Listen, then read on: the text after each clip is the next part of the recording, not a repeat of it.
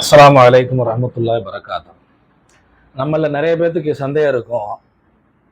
அர் ரஹ்மான் இதுல இந்த அலீஃப் போடணுமா போடக்கூடாதா அப்படின்னு ஒரு சந்தேகம் இருக்கும். சரிங்களா?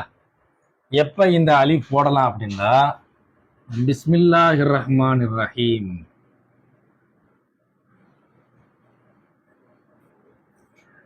இதுல பிஸ்மில்லாஹிர் ரஹ்மானிர் ரஹீம்ல எழுதும் பொழுது அர் ரஹ்மான் என்பதில் நம்ம என்ன செய்யணும்?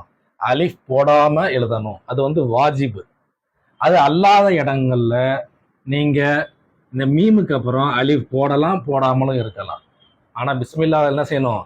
அலிஃபை போடாம இருக்கிறதா வாஜிப். சரிங்களா? இப்ப இன்கான மக்ரூனன்,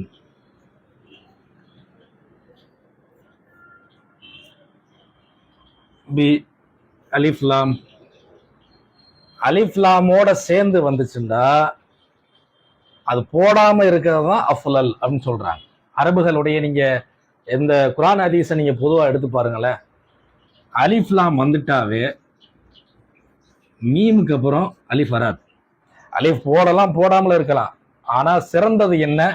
அலிஃப் லாம் வந்து விட்டால் மீமுக்கு அடுத்தபடியாக இந்த அலிஃப் என்பது வராது.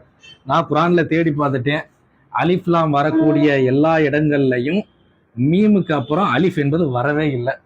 ஹதீஸ்ல ஓரளவுக்கு நம்மளால முடிஞ்ச வரைக்கும் நம்முடைய பார்வைக்கு பட்ட அளவுல அலிஃப் லாமோடு வரக்கூடிய இந்த மீமுக்கு அப்புறமா அலிஃப் என்பது வரல.